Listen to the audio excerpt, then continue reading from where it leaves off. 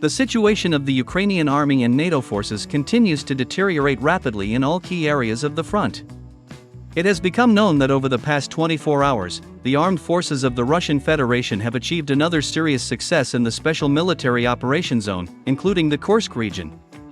In particular, a few hours ago, war correspondents confirmed the Russian Army's serious successes in the Vremyevsky, Luhansk, Chasiv Yar, Pokrovsk, Kharkiv, and Kursk directions of the front.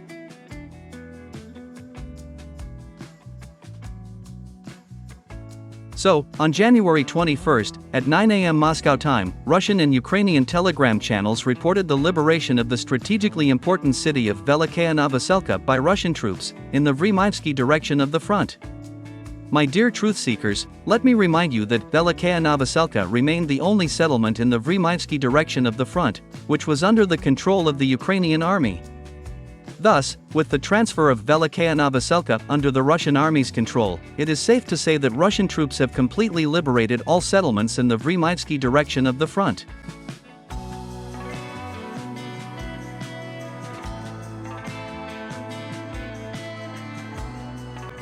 At the same time, it is worth noting that the Ukrainian General Staff still refuses to recognize the loss of Velika Novosilka by the Ukrainian army. According to representatives of the Ukrainian General Staff, Russian troops allegedly control only 90% of the territory of this city, while the remaining 10% of the territory of Velika Novosilka is still in the gray zone. However, starting this morning, dozens of videos with Ukrainian soldiers began to appear online, where they acknowledged the loss of Velika Novosilka. According to them, the city came under the control of the Russian army on the morning of January 20th.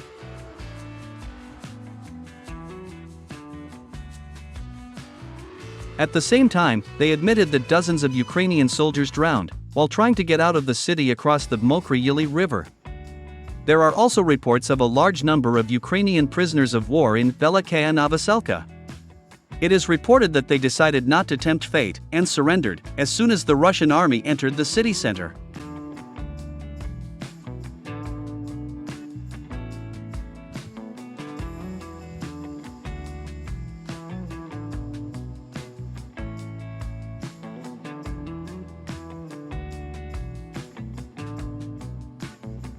Negative news for the Kiev regime also continues to arrive from the Luhansk direction of the front. In particular, on January 21st, the Russian Defense Ministry officially announced the liberation of the settlement of Novoyegorovka, in the Spatovsky district of the Luhansk People's Republic. According to the Ministry of Defense of the Russian Federation, this settlement was liberated by units of a group of troops under the designation Zapad.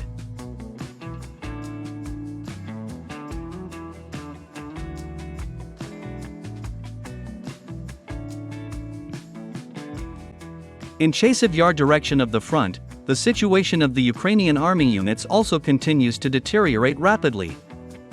In particular, war correspondents confirmed that over the past 24 hours, Russian troops have managed not only to completely capture the entire territory of the refractory plant, but also to take control of such micro-districts as Novoseverny and Deteriorate.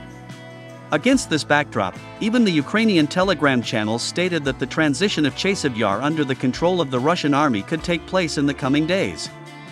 It is reported that the Ukrainian army units will not be able to hold Chasiv Yar for long, and that Ukrainian soldiers have already begun to prepare escape routes from the city.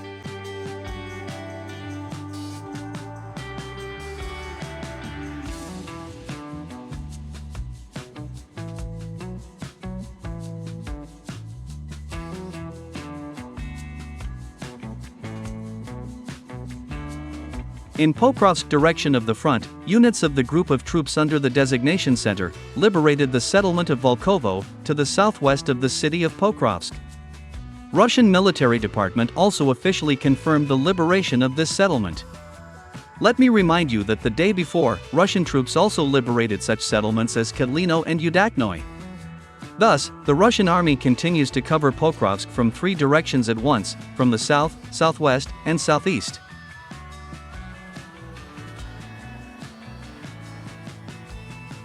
In addition, quite a large number of Russian sabotage and reconnaissance groups appeared in Pokrovsk itself. All this indicates that the Russian army may launch an assault on this city in the coming days.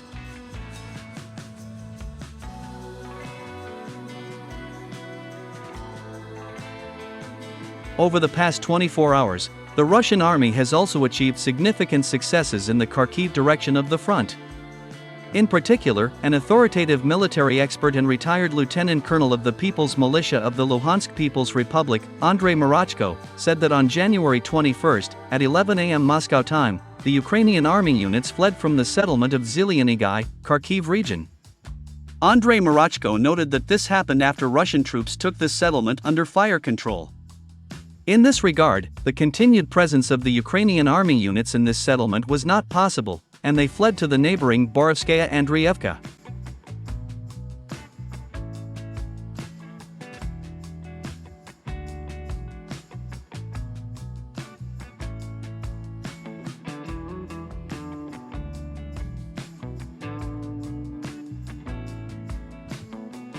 And finally, in the Kursk direction of the front, units of the group of troops under the designation Sever entered the settlement of Nikolskoye, south of Malaya Lotnya, in the Sudzansky district of the Kursk region.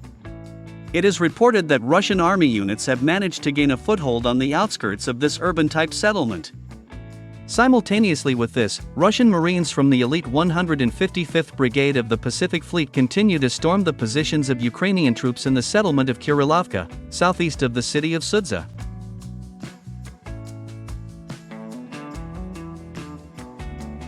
It is reported that as of January 22, 2025, Russian Marines have liberated 30% of the territory of this settlement. Against this backdrop, the commander of Spetsnaz Akhmat, General Apty Elatonov, said that the Ukrainian Army and NATO forces had deployed elite Ukrainian and French Special Forces units to the Kurilovka area. According to him, this was done due to the Ukrainian Army's heavy losses in manpower. Moreover, as it turned out, on the morning of January 21, Russian Marines engaged in battle with these enemy elite special forces units in the settlement of Kurilovka. It is reported that as a result of a 20-minute shooting battle, with the use of anti-tank missile systems, elite French and Ukrainian special forces units suffered heavy losses in manpower and were forced to flee to the city of Sudza. In total, the Russian Marines managed to destroy 5 French and 12 Ukrainian special forces fighters. According to General Apty Elatonov, all the fighters of the elite French Special Forces unit were in the Ukrainian Army's military uniform.